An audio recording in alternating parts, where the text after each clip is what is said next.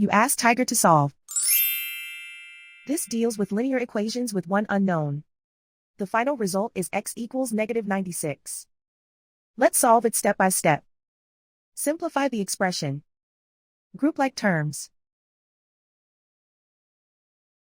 Simplify the arithmetic. Group all constants on the right side of the equation. Subtract 192 from both sides. Simplify the arithmetic.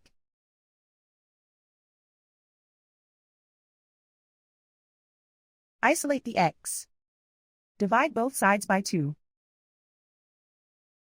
Simplify the fraction.